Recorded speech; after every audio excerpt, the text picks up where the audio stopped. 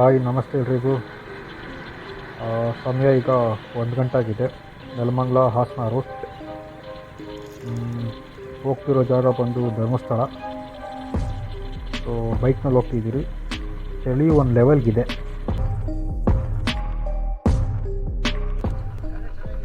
ಇಲ್ಲ ಆಯ್ತು ಅಲ್ಲೇ ಆಯ್ತು. ನಿಂದಾಯ್ತಾ? ಸೀಸನ್ ಆಗಿಲ್ಲ ತಾನೆ?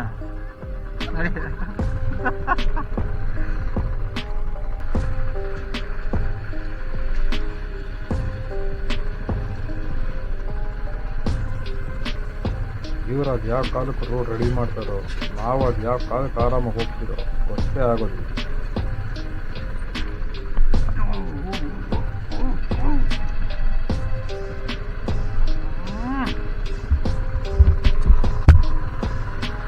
ಇರೋಣ ಸ್ವಲ್ಪ ಮುಂದೆ ಹೋಗ್ಬಿಡ್ತೀನಿ.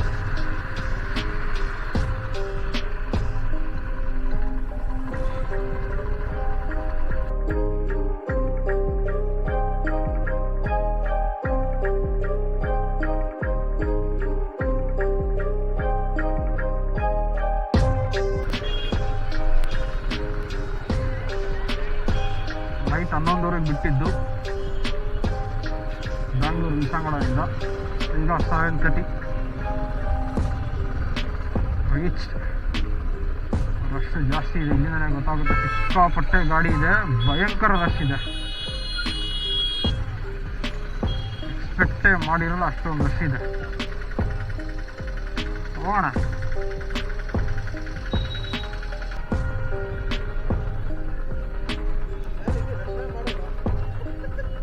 ಈಗ ಏನು ಮಾಡೋಣ? ಫಸ್ಟು ಬಂದ್ಬಿಟ್ಟು ಯಾವತ್ತೋ ಮಾಡೋಕೆ ಹೋಗೋಣ. ದರ್ಶನ ಮಾಡ್ಬಿಟ್ಟು ಹೋಗೋಣ, ಅದೇನು ತೊಂದರೆ ಇಲ್ಲ. ರೂಮ್ ಫಸ್ಟು ನೋಡೋಣ. ಏನು ಮಾಡೋಣ? ಎಲ್ಲಿ ಅಲ್ಲೂ ಐತೆ, ನಾವು ಮುಂದೆ ಇದೆ ಬಿಟ್ಟರೆ ಸಾಕೇತ ಹೋಗಬೇಕು. ಮೇಲೆ ಸಾಕೇತ.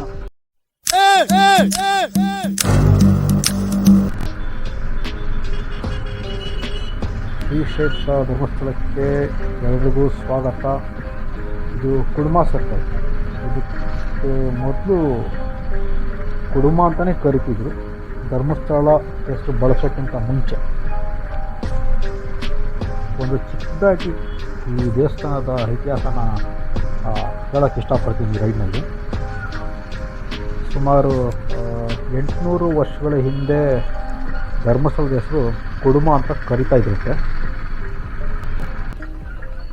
ಸೊ ಅಲ್ಲಿ ಶ್ರೀಮತಿ ಶ್ರೀ ಬೀರ್ಮಣ್ಣ ಶೆರಗಡೆ ಮತ್ತು ಅಮ್ಮು ಬಲ್ಲಾಳ್ಕಿ ಅನ್ನೋ ದಂಪತಿಗಳು ಪ್ರತಿನಿತ್ಯ ದಾನ ಧರ್ಮ ಪೂಜೆ ಪುನಸ್ಕಾರಗಳನ್ನ ತುಂಬ ಅಚ್ಚುಕಟ್ಟಾಗಿ ಪಾಲಿಸ್ಕೊಂಡು ಬರ್ತಿದ್ರಂತೆ.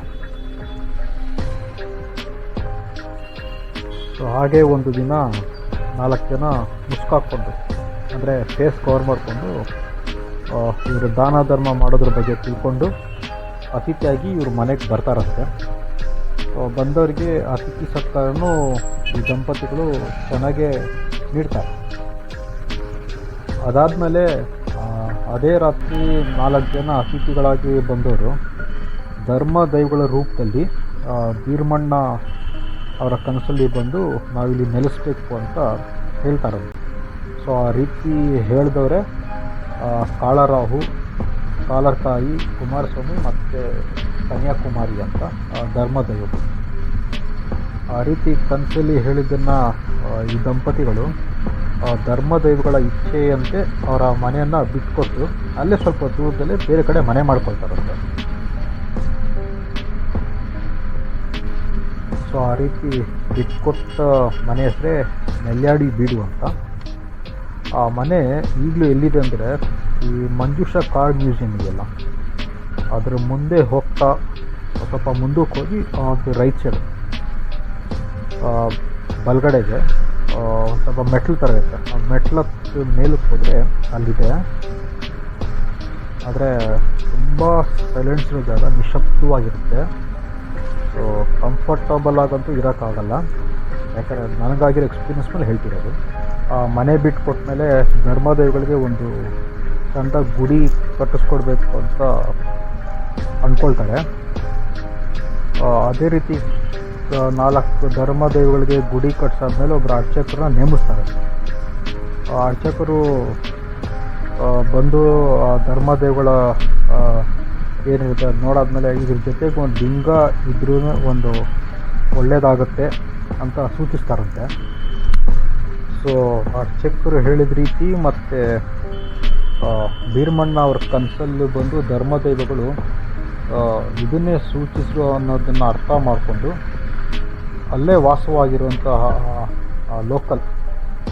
ಲೋಕಲಲ್ಲಿ ವಾಸವಾಗಿರುವ ಅಣ್ಣಪ್ಪ ಸ್ವಾಮಿ ಅಂತ ಒಬ್ಬ ಮಹಾನ್ ದೈವಶಕ್ತಿಯವ್ರನ್ನ ನೇಮಿಸಿ ಕದ್ರಿಯಲ್ಲಿರೋ ಲಿಂಗನ ತರಕ್ಕೆ ಹೇಳ್ತಾರಂತೆ. ಈ ಇತಿಹಾಸದ ದಂತಕಥೆ ಶುರು ಆಗೋದು ಆ್ಯಕ್ಚುಲಿ ಇಲ್ಲಿ ಅಣ್ಣಪ್ಪ ಎಂಬ ಮಹಾನ್ ದೈವಶಕ್ತಿ ಇದ್ರಲ್ಲ, ಅವರು ಕದ್ರಿಯಿಂದ ಕುಡುಮಗೆ ಲಿಂಗ ತರೋಷ್ಟೊಳಗೆ ಈ 4 ಧರ್ಮದೇವರಿಗೆಲ್ಲ ಕಾಳರಾಹು, ಕಾಳರ್ಕಾಯಿ, ಕುಮಾರಸ್ವಾಮಿ ಮತ್ತು ಕನ್ಯಾಕುಮಾರಿ, ಸೊ ಈ 4 ಧರ್ಮದೇವಗಳು ದೇವಸ್ಥಾನನೇ ಕಟ್ಟಿರ್ತಾರೆ.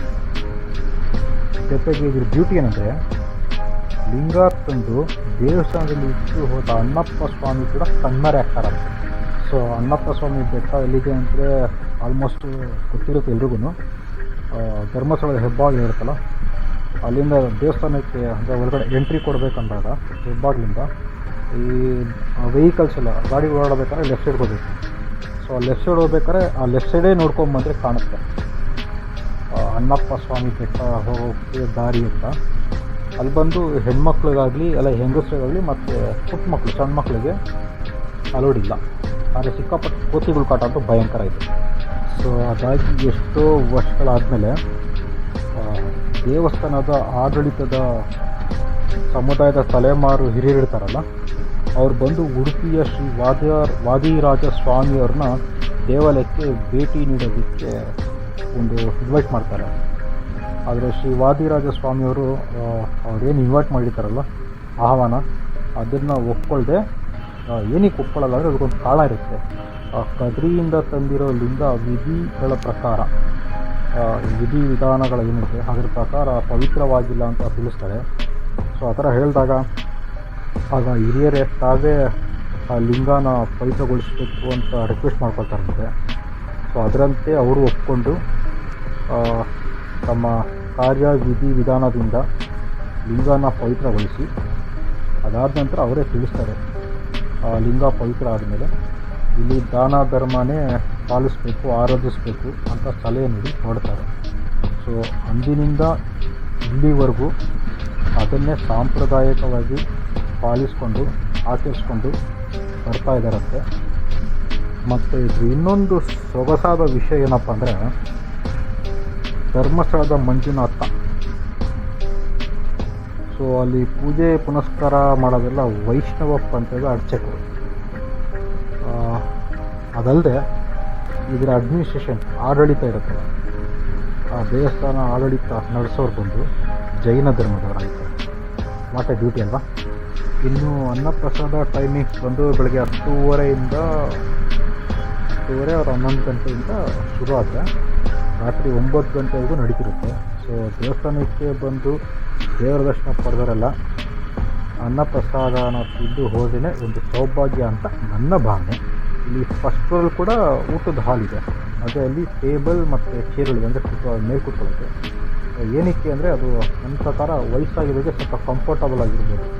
ಕೆಳಗೆ ಬಂದು ಕೆಲವು ಕಡೆ ಮಾತ್ರ ಒಂದು 2 ಚೇರ್ ಮಾತ್ರ ಬಾಗಿಲು ಡೋರ್ ಹತ್ರ ಇರುತ್ತೆ. ಮೇಲೆ ಬಂದರೆ ಅಟ್ಲೀಸ್ಟ್ ಅವ್ರು ಸ್ವಲ್ಪ ವಯಸ್ಸಾಗಿದೆ, ಸ್ವಲ್ಪ ಈಸಿ ಆಗುತ್ತೆ ಅನ್ನೋ.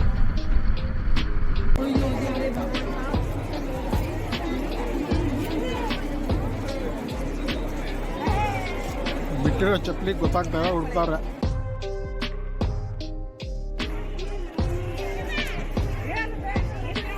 ನೀರು ಬಾಟ್ಲು, ಇನ್ನೂ ಪೇಪರ್ ಕವರು ಒಂದು ಡಸ್ಟ್ಬಿನಲ್ಲಿ ಒಂದು ಕಡೆ ಹಾಕಿ, ಇಲ್ಲ ಅಂದರೆ ತರಲೇಬೇಡಿ. ಇದು ನಿಮ್ಮ ಮನೆಯಲ್ಲ, ಇದು ದೇವಸ್ಥಾನ, ನೀಟಾಗಿರೋದನ್ನು ಕೈಯೋಣ. ಈಗಂತ ಹೇಳ್ತಾ ವಿಷಯನ ಇಲ್ಲಿಗೆ ಮುಗಿಸ್ತಾ ಇದ್ದೀನಿ. ರೈಡ್ನ ಮುಂದುವರಿಸ್ತೀನಿ. See you again.